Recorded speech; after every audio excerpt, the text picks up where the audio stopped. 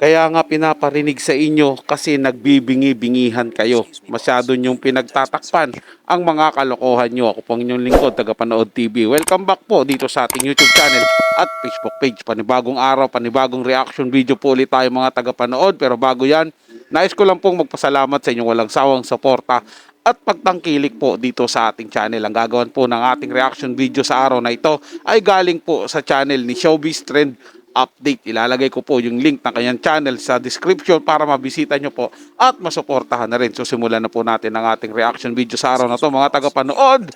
Let's do this! Welcome back sa aking channel. Itbulaga host Buboy Villar sumabog na sa galit at pinatulan na ang palaging pagpaparinig sa kanila ni EAT host Joey De Leon. Buboy Villar binatikos ng mga netizens, panuurin at pakinggan ang buong detalye.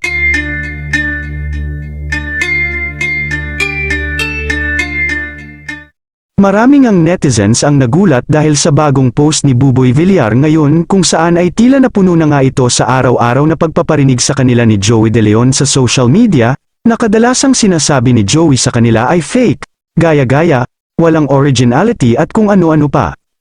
Kilala naman ng lahat na si Buboy Villar ay isa sa mga artista na mabait, palakaibigan at higit sa lahat ay hindi mapagpatol sa mga sinasabi sa kanya. Ngunit sa pagkakataon ng ito ay tila hindi na nagugustuhan ni Buboy ang parating pahaging ni Joey De Leon patungkol sa kanila at sa kanilang show na Itbulaga. Sa isang post ni Buboy sa Threads sinabi niyang, piliin maging better kaysa bitter. Agad naman nahulaan ng mga netizens kung sino ang pinapatamaan ni Buboy, walang iba kundi si Joey De Leon dahil sa Joey De Leon lang naman ang madalas magparinig sa kanila. Pero syempre maraming netizens din ang bumatikos sa sinabi ni Buboy at tila hindi nagustuhan ang kanyang sinabi, at naikumpara pa sila sa mga original The Barkads.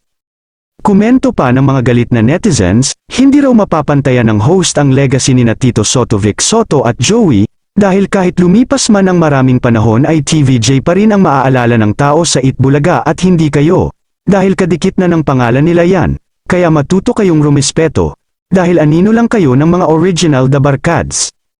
Dagdag pa ng iba, much better pag pinalitan nyo title ng noontime show nyo, sigurado mababawasan ang mga bashers nyo, tsaka wag kayo umasa na tatangkilikin agad kayo ng tao, dahil hindi maganda ang ginawang pagpapaalis ng amo nyo sa mga original The Barkads.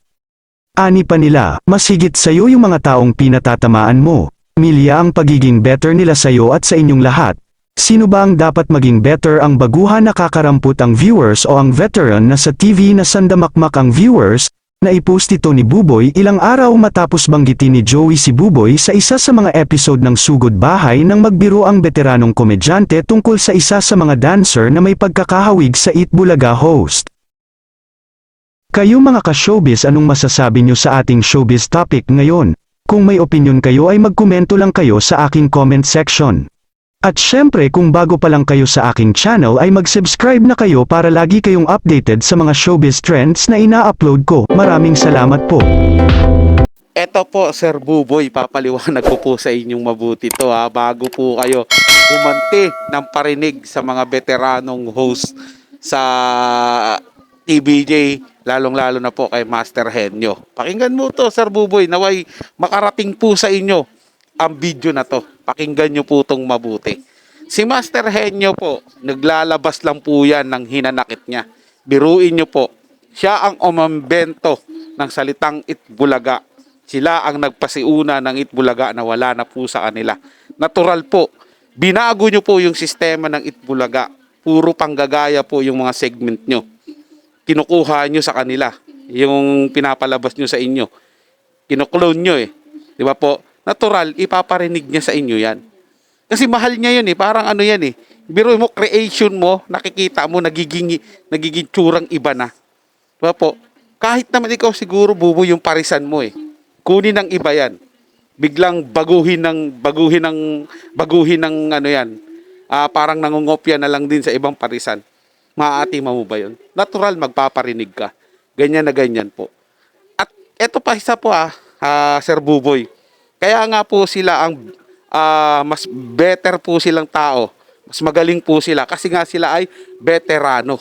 Kayo po yung bitter. Kasi mapait pa kayo sa ampalaya sobra. Ang sakit nyo sa mata. Ang pait nyo sa panlasa sa aming mga legit na Barkads. Kuha mo po, Sir Buboy. Ang hirap po kasi mga tagapanood sa Fake Bulaga host. Feeling po nila sila po ang biktima dito.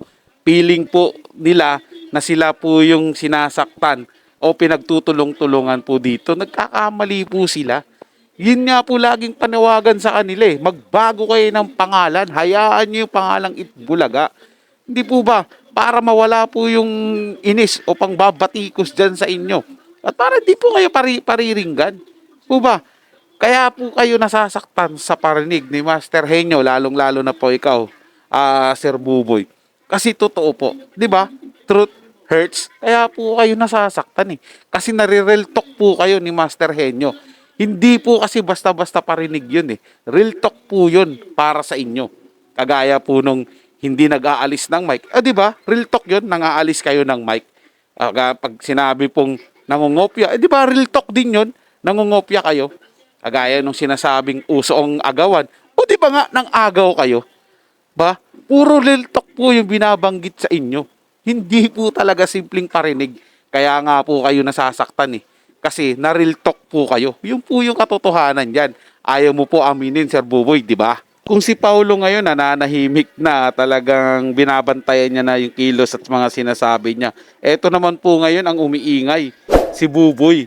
Dahil ba sedi ka na ngayon, Buboy, prinsipe ka na, kaya po ganyan ka na po umacting, ganyan ka na po umasta, na feeling mataas ka na talaga ha. For your information po, lalong-lalo na po dyan sa Fake Bulaga mga host na yan, hindi nyo po talaga matatalo ang legacy ng mga TBJ. O kahit man lang yung mga legit na barkads nila bossing eh. 'Di ba? Hindi nyo nga po kayang tapatan yun eh. Yung legendary trio pa kaya ang kaya nyo tapatan at gusto nyong banggain. Malabo po kayo. Kumbaga sa chess, yung mga pawn pa nga lang po ng TBJ, hindi nyo na po kayang pabagsakin. Ano pa kaya yung mga bishop nila, yung horse nila, yung rook nila? Tapos pupunta pa kayo sa queen and king. Naku po, yari po kayo. Wala po kayong kalaban-laban. Para pong basketball din mga tagapanood ni, 'di ba? Star player yung mga kalaban nyo, tapos kayo mga bangko lang. Gusto niya, feeling nyo star player na po kayo. Hindi po ganoon. Dapat lumugar kayo sa dapat yung kalugaran. At kung talagang mga tagapanood nakikita ko talagang marespeto kayo sa mga legendary trio na yan, ba? Kasi dumaan din naman kayo dyan, nagigest naman kayo dyan eh. Kung makapuri nga kayo nun, kung po kayo, saludo sa kanila, gano'n na lang. Tapos ngayon na magkatapat kayo ng show, na inagaw nyo yung Itbulaga sa kanila, feeling nyo, kalibil nyo na po sila. Kalibil na po ng Bulutong, Paulo, Buboy, Betong, sama pa si Yorme, kalibil na po nila ang TBJ. Malabo po yun mga tagapanood. Mananatili silang peke, mananatili silang copycat. Kaya kayo po yung tumigil na magparinig, magbalik ng parinig sa TBJ, lalo na kay Master Henyo. Unang-una nga po, damdamin niya po yun eh. Diba? Masakit po sa kanya yun na nakikita niya yung creation niya, katulad na sinasabi ko, na binababoy na lang po ng ninyo, Sir Buboy. Diba? Gumawa ko, sige, gamitin nyo yung Itbulaga. Total, pinagmamalaki nyo, diba, na binigyan kayo ng IPO ng karapatang gamitin yan for the next 10 years.